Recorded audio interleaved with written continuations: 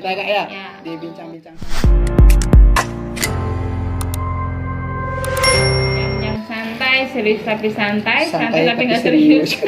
Jadi kali ini kita ditemani adik-adik Yap, kita. ada Charmen, Charmen dan Misha. Misha. Jadi kita pada bincang-bincang kali ini membahas mengenai kesurupan Kak ya. Ya, kesurupan. Jadi memang banyak banget sih emang permintaan membahas kesurupan itu Iya. sendiri ya. Jadi karena kesurupan itu kan bukan hal yang tabu lagi ya Kak ya, khususnya di Indonesia ya. Karena aku sering baca berita juga banyak satu sekolah kesurupan massal. Jadi sebenarnya kesurupan itu apa sih Kak sebenarnya? Kesurupan itu lebih ke, memang ada yang benar kesurupan, ada yang dari emosionalnya itu sendiri. Jadi memang rada susah sih membedakan ini benar-benar kesurupan atau tidak. Karena pada dasarnya kesurupan itu tidak 100% tubuh kita diambil. Itu bisa, cuman nanti yang rasain sakitnya itu yang setelah udah sadar gitu kan. Kitanya yang merasakan Kita Kak ya? yang punya badan itu yang akan merasakan sakit gitu. Berarti siapa aja nih Kak yang bisa kesurupan itu Kak? Siapa aja, siapapun bisa, pokoknya yang masih tidak diincar oleh yang kesurupan gitu, itu usia balita sampai 9 tahun tuh kayaknya belum bisa deh tuh. Belum bisa dipengaruhi mungkin Kak ya? Betul. Jadi udah contohnya kayak 10 tahun ke atas gitu tuh baru bisa ya Kak ya? Iya. Berarti kayak minum obat ya, dosisnya 10 tahun ke atas beda dosis ya? Ya kalau Barda kan kebanyakan dosis, jadi gitu dah. Jadi Barda lagi aja. beda lagi aja. Jadi sebenarnya penyebab kesurupan itu apa sih Kak? Penyebab kesurupan itu macam-macam. Tapi pasti utama adalah pikiran kosong. Oke, jadi Pikiran kosong, banyak beban dalam kehidupan, terus kurangnya spiritual antara si badan korban, ini, bilangnya si korban ya? si korban ini dengan pencipta tuh kurang dekat gitu. kurang dekatnya antara si Jadi kayak korban tidak, dengan Tuhan ya, gitu. jadi kayak tidak ada tameng dalam kehidupan. Oke. Jadi apakah benar kesurupan itu dikaitkan dengan hal-hal yang mistis Kak? Kesurupan pasti dikaitkan dengan hal mistis. Karena kan namanya kesurupan kan pasti kayak, ya apa sih orang tadi kesurupan ya pasti kemasukan. Oke. Tapi lagi kita harus lihat ini benar sosok yang masuk atau hanya emosionalnya saja. Oke. Gitu, Jadi atau hanya pengaruh. Jadi beda. Jadi kesurupan itu ada yang udah masuk blok, oke. itu berarti sudah dikuasai dan bisa melakukan hal-hal yang enggak. Tapi ada yang cuma ditempel. Ditempel ini jasad, ini si roh yang mau masuk ya kan. Ini cuma nempel. berarti nggak pure masuk gitu Nah, ya? itu nah jatuhnya kayak ketempelan. Oke, Ketempelan itu tapi kita kayak entah jatuh kayak suka bengong, terus Linglung gitu linglung, pokoknya kayak bukan dirinya lah, banyakan dirinya. Nah, terus ada lagi kayak kalau emang banyak beban dalam kehidupan ya dia hanya ingin meluapkan, Oke. tapi gimana caranya ya akhirnya dipengaruhi. Jadi Mengaruhi si korban teriak-teriak, gitu ya, Kak, ya? nangis-nangis gitu ya. Jadi bisa dikatakan mempengaruhi alam bawah sadar ya Kak ya? Betul. Oke. Jadi ini kan seperti yang Kak bilang tadi, dia mempengaruhi alam bawah sadar tanpa kita sadari berarti Kak ya? Jadi dia mempengaruhi alam bawah sadar kita ya? Jadi biasanya kan orang kesurupan itu kan saat makhluk halus atau entitas lainnya yang masuk ke dalam diri dan menguasai pikiran serta tubuhnya, dan dari reaksi dari orang tersebut bertingkah aneh, itu benar nggak Kak? Iya. Oke, contohnya. Pasti bertingkah aneh. Oke. Entah suka marah-marah, entah tahu-tahu pengen terjun, kan beda-beda sih. Intinya pasti menyakiti diri sendiri. Oke. Kesurupan itu apakah memang benar murni dari goibnya apa gimana? Murni atau tidak itu kembali kepada diri sih. Oke. Jadi tidak bisa dikatakan oh ini murni kesurupan, nggak bisa, karena kita harus lihat kasusnya dulu. Apakah memang ini murni dari badan dia kah, atau murni memang untuk apa ya? Karena dia udah kebanyakan beban, jadinya yang dari sananya itu wah ada enak bagus nih. Oke, jadi dimanfaatkan ya. Iya. Jadi cara membedakannya itu gimana Kak, antara kesurupan memang benar-benar kesurupan sama tidaknya Kak? Kalau cara jahatnya gampang, sundut aja dupa. Oh iya, cara jitu ya. Cara gitu. Tapi kalau cara baiknya ya harusnya kayak dibacakan doa. Kalau tidak berpengaruh apa-apa, Tapi kita harus lihat lagi nih, ini yang masuk itu arwah atau jin. Tapi kalau jin dibacain doa tuh malah kayak ketawa-ketawa, kayak seneng aja gitu, nggak mempan. Nggak ada manfaatnya. Reaksi, Oh ya. reaksi karena udah level tinggi. Tapi kalau arwah sedikit dibacakan doa udah panas sih keluar.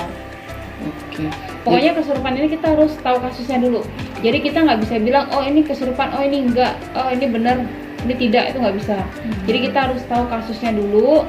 Intinya kayak banyak tanda sih, kayak tangan dingin, terus pandangan itu kosong, suka linglung, banyak bengong, itu tanda-tanda awal.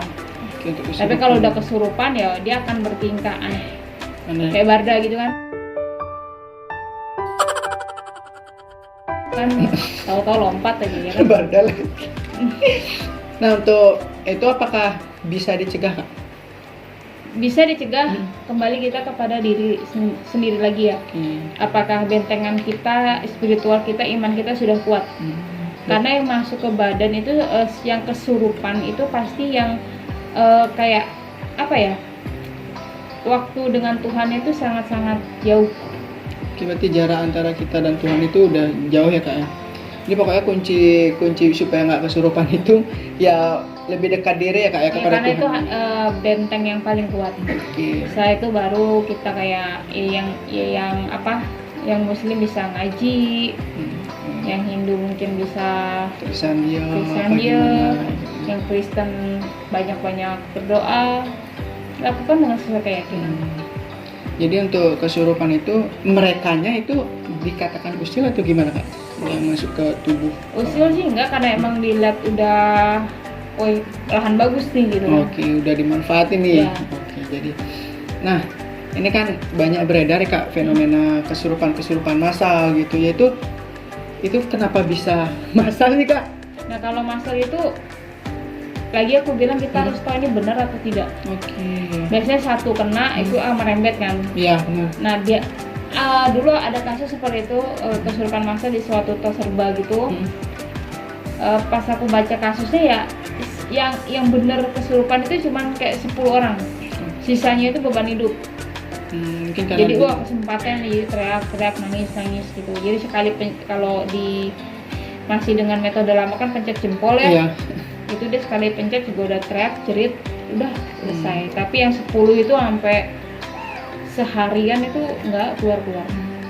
Tuh. Jadi aku kan sempat mengalami juga kayak di Kesurupan juga lo? Bukan di sekolah. Di sekolah aku kan itu waktu selesai kegiatan pramuka nih.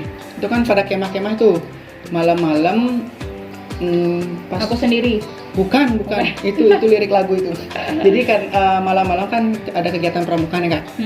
Itu biasalah buat api unggun gitu, kayak renungan-renungan biasa. Habis itu entah kenapa si pembina dia membuat kayak suasana menjadi sedih gitu loh, Kak. Bahkan nangislah semua tuh. Nah, tiba-tiba salah satu orang itu teriak, akhirnya teriak semua, Kak. Mungkin itu teriaknya lama sih, sampai dipencet, yang Kak Kun bilang dipencet-pencet jempol itu nggak pengaruh, dibacain doa, dicipratin air suci juga nggak pengaruh, sampai disundut dupa nggak pengaruh. Itu gimana, Kak? Itu berarti bisa dikatakan yang penguasa dari si tempat tersebut.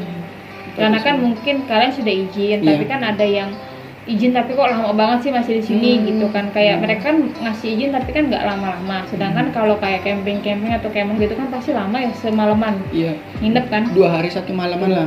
Jadi kayak kok izinnya lama banget sih gitu. Mungkin itu kayak pertanda atau tanda-tanda, memberikan tanda. Nah, kalau yang lain ikutan jerit ya sama kayak tadi dibilang, murni nggak nih gitu. Oke, ya tadi aku bilangnya. Apalagi lokasi sekolahku yang dulu tuh berdekatan dengan kuburan. Oh, tempat Barda bener.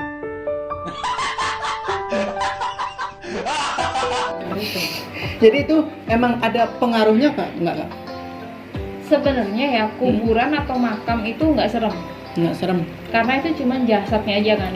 Tapi faktanya adalah arwah itu akan berkentayangan di tempat terakhir dia menghembuskan nafas. Oke, berarti Berarti bukan di kuburan ya kak? Enggak, jadi kuburannya kayak cuma tempat singgah ya, si Kuntika, si siapakah. Oke. Cuman makanya banyak pohon-pohon ya, karena kan mereka suka pohon dan kebetulan kan makam kan sepi, siapanya berani ke makam. Benar. Makanya mereka di situ. Tapi untuk mencari misalnya siapa yang meninggal di situ, kita cari di situ nggak ada.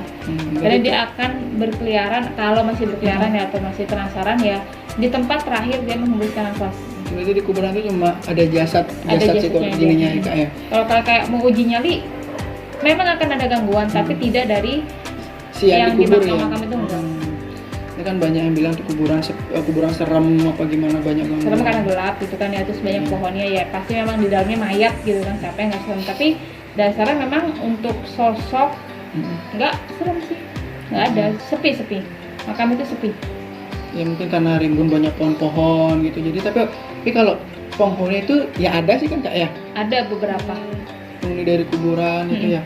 Nah kembali lagi ke kesurupan kak, ke kesurupan. Ke Oke. kesurupan. Ya, jadi si korban yang memang benar pure kesurupan itu setelahnya itu ada efeknya nggak kak? Atau pengaruh Pasti dari lah tubuh? pegel-pegel capek, tapi sekali kesurupan akan terus kesurupan Oke. karena dimensinya udah kebuka. Jadi Kayak Barda gitu kan, sekali kesurupan terus. kayak lost doll gitu.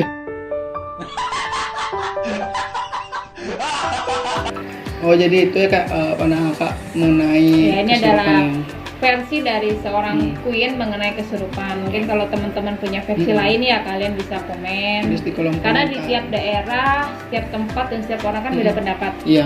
Ini pendapatku pribadi. Cuman kalau kalian punya pendapat lain tentang kesurupan, karena kan kesurupan ada lagi bisa dibagi, ada kesurupan, kerauhan, keteduran tuh beda lagi Iya, kan. beda lagi. Semua tuh beda gitu. Jadi kalau kalian kayak kok di kesurupan kalau di versiku nggak gini ya, kalian komen ya nanti. Iya. Jadi kan nambah ilmu pengetahuan. Nambah juga. wawasan juga Nambah kak ya, wawasan karena juga.